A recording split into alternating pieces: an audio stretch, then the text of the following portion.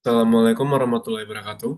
Perkenalkan, nama saya Rivaldo Faridz dengan NIM NRP 503124109 dan dalam kesempatan kali ini saya akan mempresentasikan PPT Metodologi Penelitian saya bab 1 hingga bab 3 dengan penelitian yang berjudul Pengaruh Fleksibilitas Jam Kerja terhadap Job Satisfaction melalui Burnout pada Karyawan Generasi Z di Industri F&B di Indonesia.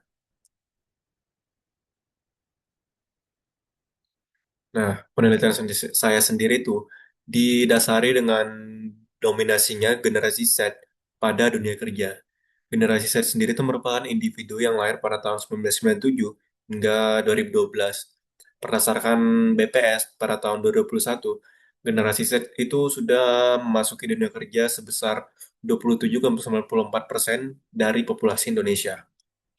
Yang dimana, seperti kita ketahui, setiap generasi itu memiliki preferensinya masing-masing, memiliki perbedaannya. Dengan generasi Z sendiri itu memiliki preferensi, yang dimana mereka menekankan keseimbangan pekerjaan dan fleksibilitas jam kerja. Dan juga fleksibilitas jam kerja itu menjadi salah satu faktor yang penting. Dan generasi Z ini tuh memiliki awareness yang tinggi terhadap kesehatan mental dibandingkan generasi-generasi sebelumnya. Lalu, pada sektor F&B, di mana pada tahun 2024 itu terdapat 5,28 juta unit usaha dan juga sudah menyerap 9,80 juta tenaga kerja pada tahun 2023. Dengan karakteristik dari F&B sendiri itu di mana operasionalnya itu sendiri itu tidak bisa dikatakan memiliki jam tetapnya dan juga tuntutan emosional labor tinggi. Karena apabila kita menjadi, misalnya kita bayangkan sebagai F&B, kita menjadi servernya, itu kita perlu memberikan emosi yang positif agar customer itu dapat tidak gimana ya ngomongnya, tidak menjudge yang buruk. Nah, seperti judul saya, fleksibilitas jam kerja sendiri itu dipandang sebagai job resources yang membantu karyawan mengelola work-life balance sendiri. Seperti yang saya sudah jelaskan sebelumnya, di sektor F&B sendiri itu jadwal kerjanya itu lebih lebih fleksibilitasnya itu lebih ditentukan dengan kebutuhan operasionalnya pada peak hours-nya. Nah, apa sih dampaknya terhadap karyawan? Nah, kondisi ini tuh menjadikan kontrol karyawan terhadap waktu kerja mereka itu menurun dan juga memicu peningkatan tekanan kerja dan kelelahannya. Nah, ketidakpastian jadwal juga itu menyulitkan karyawan dalam mengatur keseimbangan antara pekerjaan dan kehidupan mereka. Nah, kenapa sih generasi Z rentan? Nah, generasi ini tuh karena memiliki ekspektasi yang tinggi terhadap work-life balance, yang dimana membuat mereka itu lebih sensitif terhadap ketidakpastian jadwal kerja yang membuat apabila fleksibilitas fleksibilitas ini tuh tidak sesuai dengan harapan mereka, dapat meningkatkan risiko burnout pada individu tersebut. Nah, berikut rumusan masalah saya yang saya angkat terdapat tiga. Yang pertama itu apakah fleksibilitas jam kerja berpengaruh terhadap burnout pada karyawan generasi Z di industri F&B di Indonesia. Lalu yang kedua, apakah fleksibilitas jam kerja dan burnout berpengaruh terhadap job satisfaction pada karyawan generasi Z di industri F&B di Indonesia. Lalu yang ketiga itu, apakah burnout memediasi pengaruh jam kerja terhadap job satisfaction pada karyawan generasi Z di F&B di Indonesia, dengan tujuan penelitian untuk menjawab rumusan masalah tersebut. Lalu manfaat penelitian saya. Nah, kita mulai dengan manfaat teoritis terlebih dahulu, yang dimana penelitian ini tuh bertujuan untuk memperluas pemahaman dalam bidang manajemen sumber daya manusia, yang terutamanya itu terkait interaksi antara fleksibilitas jam kerja, tingkat burnout, dan juga job satisfaction. Dengan manfaat praktisnya terbagi menjadi tiga pihak. Yang pertama itu ada bagi perusahaan, yang dimana diharapkan tuh hasil penelitian ini dapat dijadikan acuan dalam merancang kebijakan fleksibilitas jam kerja yang lebih tepat sasaran dan dalam mengelola tingkat burnout karyawan. Lalu bagi karyawan generasi Z, diharapkan membantu karyawan memahami pengaruh fleksibilitas jam kerja terhadap kondisi kerja mereka dan juga kesejahteraan psikologisnya. Yang terakhir itu ada bagi peneliti selanjutnya, yang diharapkan penelitian ini dapat menjadi referensi untuk pengembangan penelitian selanjutnya. Lalu ada instrumen penelitian. Yang pertama ada batasan penelitian.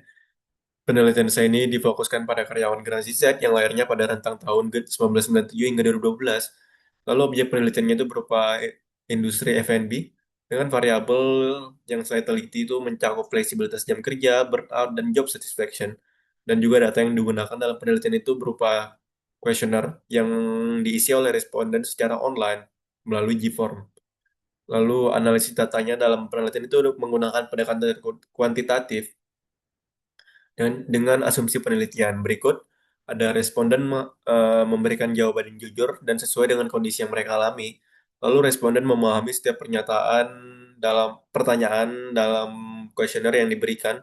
Lalu ada variabelnya itu berupa fleksibilitas jam kerja, burnout, dan job satisfaction itu dapat diukur secara kuantitatif melalui instrumen penelitian yang akan saya gunakan. Lalu kondisi lingkungan kerjanya itu relatif stabil selama periode penelitian ini berlangsung. Dengan sistematika penulisan seperti berikut, ada dimulai dengan pendahuluan, tinjauan pustaka, metodologi penelitian, hasil dan pembahasan, dan diakhiri dengan penutup. Cuman di waktu ini saya akan akhiri di metodologi penelitian sampai bab 3. Berikut adalah landasan-landasan teori yang saya gunakan. Ada job demand resources, burnout, fleksibilitas jam kerja, dan job satisfaction. Lalu ada karakteristik industri F&B dan juga karakteristik generasi Z. Dengan tabel-tabel penelitian terlebih dahulu seperti berikut, ini ada penelitian terlebih dahulu yang saya gunakan sebagai referensi. Terdapat 5, itu ada lokal dari Indonesia dan juga dari luar. Sini kita mulai masuk ke dalam metodologi penelitian, yang dimana apabila di sebelah kiri itu ada terdapat alur diagram penelitian saya, lalu dengan objek penelitian saya berupa fleksibilitas jam kerja sebagai variabel independen, burnout sebagai variabel mediasi, lalu ada job satisfaction sebagai variabel dependen. Dengan subjek penelitian saya itu berupa karyawan generasi Z pada industri F&B di Indonesia. Dengan kriteria responden sebagai berikut, yaitu generasi Z, lalu bekerja di industri F&B di Indonesia, ya, dan juga karyawan full-time maupun part-time, dengan masa kerja minimal 6 bulan, lalu juga mereka bersedia menjadi responden penelitian. Dengan teknik pengumpulan datanya itu berupa berupa penyebaran merupakan penyebaran kuesioner online yang saya gunakan melalui Gform disebarkan kepada karyawan-karyawan generasi Z yang bekerja pada industri F&B dengan skala pengukuran sebagai berikut menggunakan skala Likert. Lalu ada instrumen penelitiannya di sini, dimulai dengan fleksibilitas jam kerja, lalu ada burnout, lalu ada juga ada job satisfaction, dengan definisi operasional variabel seperti berikut terdapat 3. Lalu ada uji instrumen penelitian. Nah, di sini tuh penelitian saya itu menggunakan analisis SEMPLS. Nah, sebelum instrumen penelitian ini diuji itu di, perlu dipastikan untuk setiap indikator itu mampu mengukur konstruk penelitian secara valid. Nah, pengujian pengujian instrumen itu dalam penelitian itu mengacu pada pendekatan SEMPLS yang terdiri atas uji validitas dan juga uji reliabilitas. Nah, di sini ada teknik analisis data seperti yang saya sebutkan sebelumnya, di mana penelitian ini tuh menggunakan SMPLS dengan bantuan software Smart PLS 4. Nah, kenapa sih saya menggunakan SMPLS? Yang pertama, SMPLS sendiri itu tidak mensyaratkan adanya data berdistribusi normal.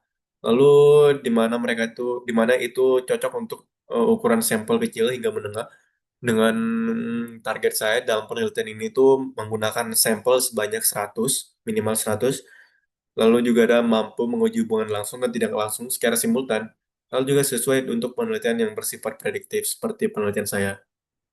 Di sini ada evaluasi outer model dan juga evaluasi inner modelnya.